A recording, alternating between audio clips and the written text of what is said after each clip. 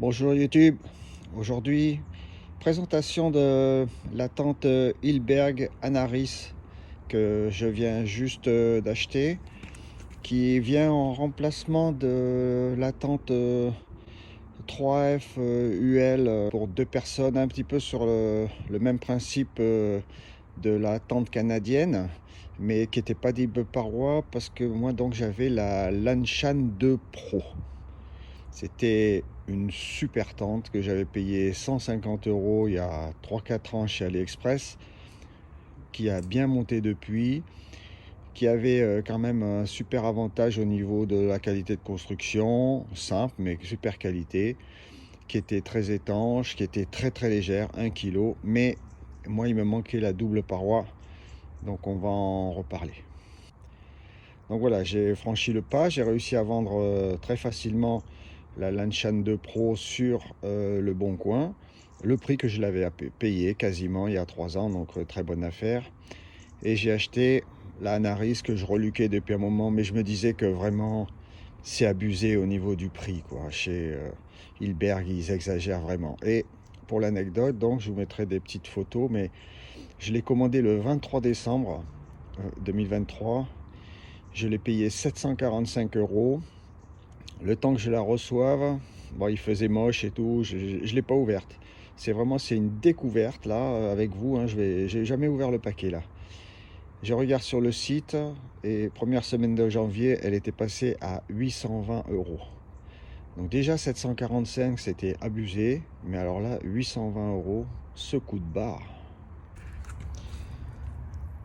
Donc voilà, comme vous le voyez, c'est la Yellow Label. Yellow Label, c'est les tentes 3 saisons, donc été, enfin été, les beaux jours, on va dire. Elles ne vont pas jusqu'au sol. La matière, c'est le nylon Kerlon 1000, le plus fin. Le tapis de sol est relativement fin, mais plus épais que beaucoup d'autres tentes. Donc je ne sais pas si j'utiliserai un tapis de sol. Donc on va l'ouvrir pour voir de quoi ça a l'air. Donc c'est une tente type canadienne, n'est pas autoportante, donc elle est livrée sans arceau. Elle est roulée vraiment sans forcer du tout en usine apparemment. Comme vous le voyez, le sac de transport est toujours très très surdimensionné chez Hilberg, parce que c'est prévu pour qu'on puisse la rentrer alors qu'elle est mouillée, qu'il y a de la glace dessus en plein hiver, et pour pas trop forcer dans le sac, il prévoit très large, hein. Ça, on verra plus tard, mais je pense que je vais pouvoir compresser ça très fortement. Je vous mets quelques mesures là, donc non compressé, ça fait à peu près 20 cm de long, en diamètre à peu près 7 cm. Il y a 12 sardines, c'est très très light, hein. J'ai lu sur internet que bon, pour la gamme Yellow Label, c'est pas tip top comme qualité, c'est toujours des DAC, mais c'est les plus simples, donc moi je vais reprendre celle de mes anciennes tentes, hein. J'ai des MSR Groundhog de pleine taille qui sont très bien. Ouais, par rapport au Black Label et Red Label que j'ai déjà eu, ça fait assez cheap, hein. On voit la pointe là, on voit qu'on est quand même pas loin des sardines qui étaient livrées avec ma Lanshan 2 Pro, qui était vraiment pas tip top. Mais bon, je mets ça de côté. Donc je vais la monter là avec un tapis de sol que j'ai pour ne pas trop la salir. Chez Hilberg, on a un délai de grâce qui est je ne sais plus combien, genre 15 jours ou peut-être plus, mais vous pouvez la renvoyer sans même vous justifier. Vous dites juste que ça va pas, ils vous remboursent, mais ils vous demandent en contrepartie de ne pas la monter à l'extérieur, de ne pas la dégueulasser sur la terre et tout ça. Bon, moi c'est trop tard, je l'ai acheté le 23 décembre. Je sais que je la renverrai pas, mais voilà, c'est vraiment juste pour regarder comment c'est foutu, parce que je vais pas pouvoir m'en servir là. Je vais me faire opérer dans 2 semaines d'une prothèse de hanche, donc là pour un petit moment la rando c'est cuit, mais voilà, pour vous montrer et pour moi aussi découvrir, je profite du déballage, je filme et puis vous allez découvrir avec moi. D'abord le footprint. Bon, c'est du Tivec, ça coûte pas très cher par rapport au footprint d'origine Hilberg. Coup de bol, ça a l'air de faire à peu près la taille de la tente. C'est un que j'utilisais avant sur la Acto, avant d'avoir acheté celui d'origine. Et puis je l'utilisais aussi sur la Lanshan 2 Pro. Et vu comme ça, la Lanshan 2 Pro était un peu plus petite. Mais ça tient, donc c'est pas mal. Je pars un peu au feeling. Je n'ai pas regardé le mode d'emploi. J'imagine que c'est comme la Lanshan 2 Pro, mais en fait pas vraiment, parce que comme il y a double paroi, on peut mettre des guidelines sur la paroi extérieure et sur la paroi intérieure. Premier truc que je vois vite fait, c'est que il n'y a aucun réglage pour tenir les côtés. Un petit système avec une tension, là, un élastique, une petite guideline, ça aurait été pas mal. Le montage des bâtons, contrairement à la Lanshan 2 Pro, là on met le manche entièrement dans une sorte de gaine en vinyle très épais. Les bâtons c'est des Black Diamond Trail Shock Pro, enfin qui ont un certain temps, il y a une assez grosse poignée. On va voir si ça tient. Comme vous le voyez, ça rentre. Malgré la lanière et puis la grosse poignée, c'est juste, hein, mais ça rentre. J'ai monté un seul bâton. En bas, le truc que j'avais vu sur internet et qu'il n'y a pas alors qu'il y a ça sur la Lanshan 2 Pro, c'est que le bas de la tente n'est pas accroché au bâton, alors que sur la Lanshan 2 Pro, il y a un petit anneau en tissu élastique.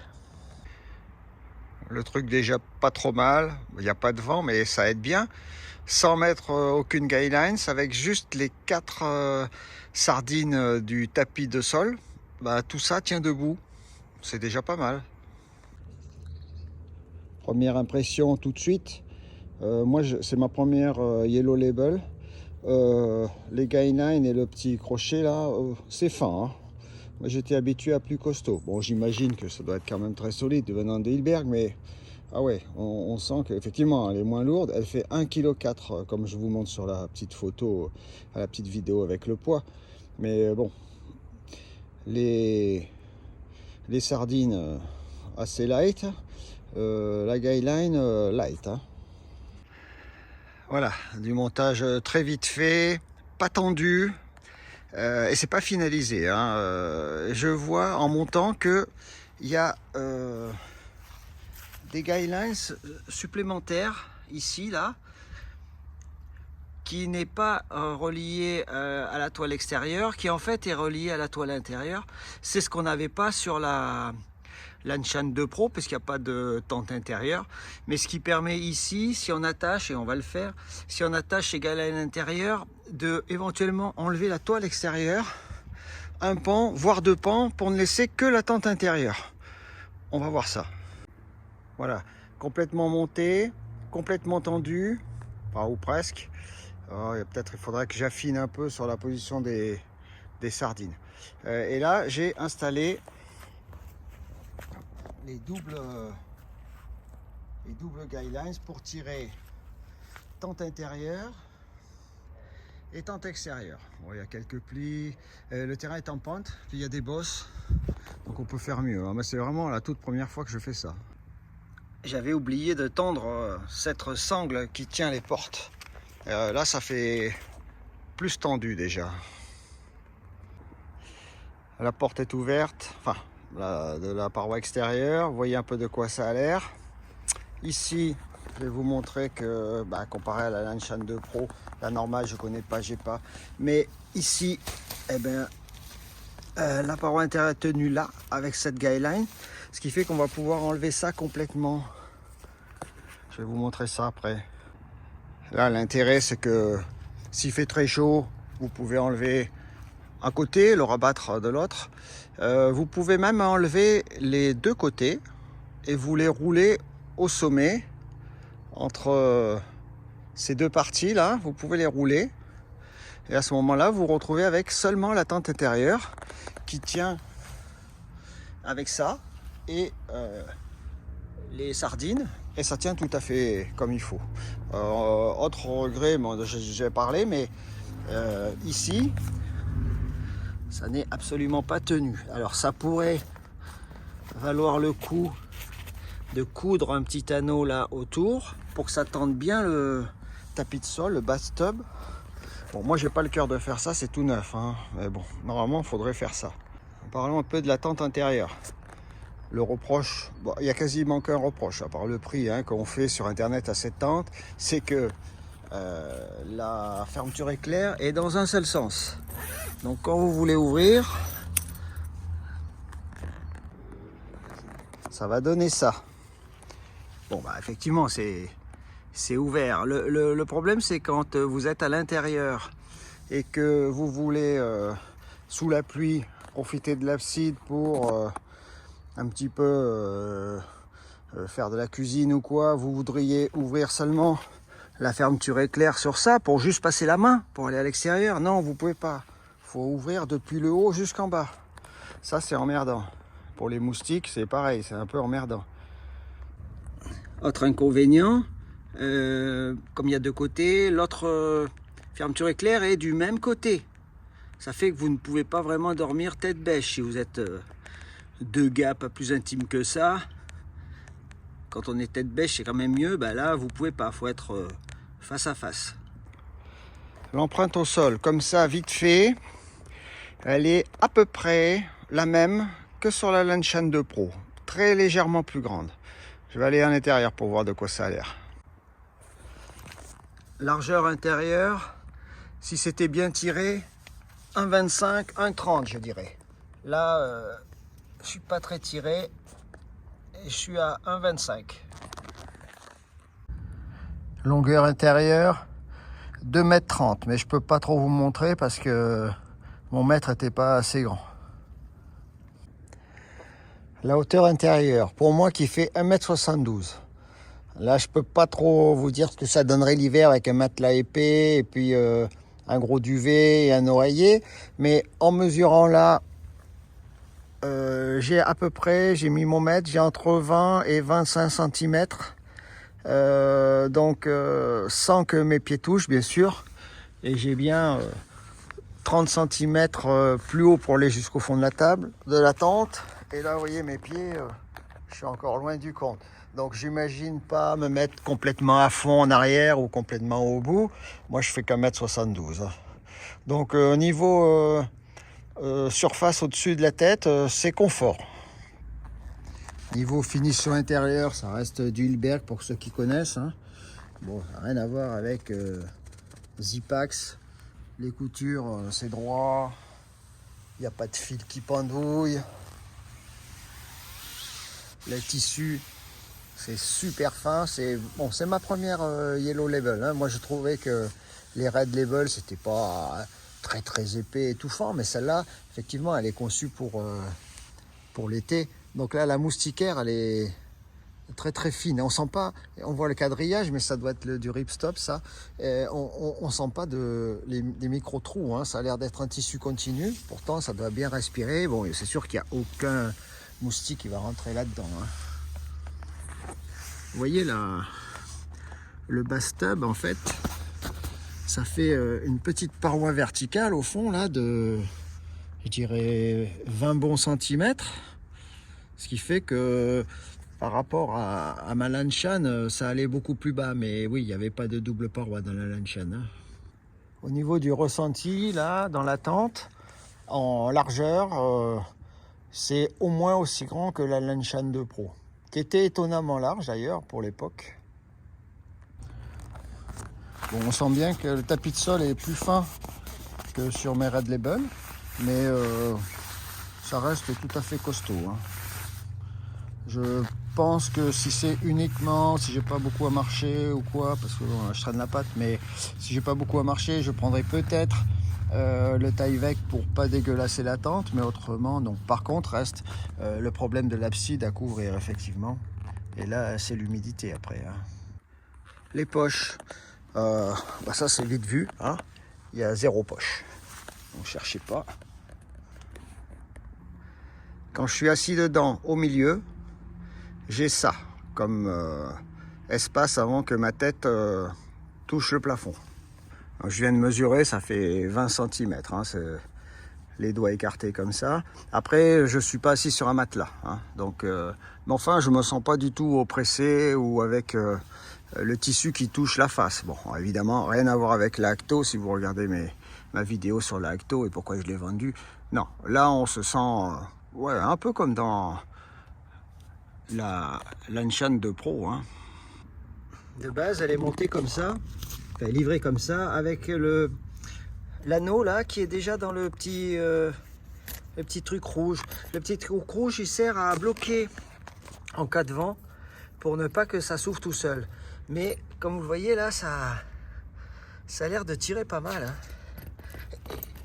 Et du coup après, on n'arrive pas à aller jusqu'au bout, mettre les deux pans là.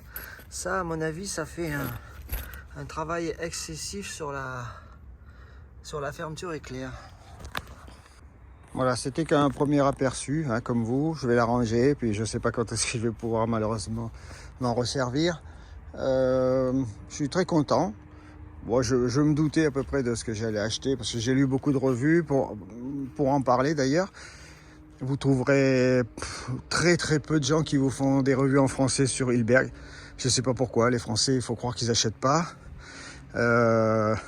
Et alors la Anaris, je pense que je suis le seul à avoir fait une revue en français. C'est vrai que vous trouverez plus des revues sur les Hilberg sur ma chaîne, parce que je faisais tourner juste à trouver le setup qui me va. Le setup qui me va, c'est ça pour du 3 saisons léger, tout seul ou à deux, avec c'est le poids 1,4 kg.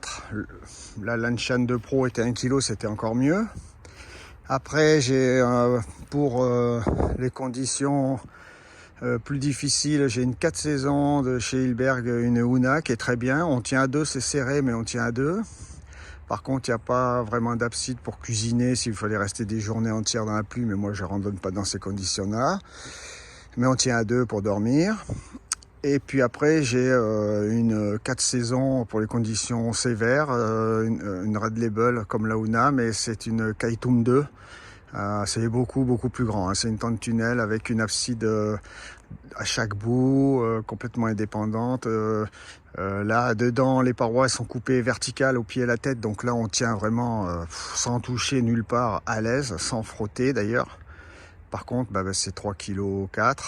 La Una, c'est 2,3 kg. Et la Anaris, c'est la 1,4 kg. C'est ma plus. Si c'était dans l'idéal, mais là, au niveau budget, j'ai tout flambé, donc c'est cuit. Il me manquerait une tente, genre 1 ou 2 places ultra légères, du style un DCF, genre Zipac Duplex à 650 grammes. Mais bon, là. D'ailleurs, pour en parler, ça refait parler un peu des prix. Bon, c'est du Hilberg, donc ceux qui veulent acheter ça, ils s'attendent à ce qu'ils vont casquer sévère. Moi, je l'ai acheté, je vous ai dit, le 23 décembre, 745 €. C'était vraiment abusé comme prix.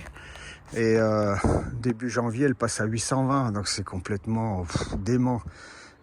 Pour une tente qui est un peu dans la forme de la Zipax Duplex, mais sans être monoparoi, mais qui n'a pas de DCF. Donc celui qui veut du léger, il n'y a aucune chance qu'il achète cette Hilberg Anaris, hein, au même prix qu'une Zipax Duplex. Bon, laissez tomber, hein. Au moment de remballer, ça me fait penser qu'il y a quelque chose que je vous ai pas montré.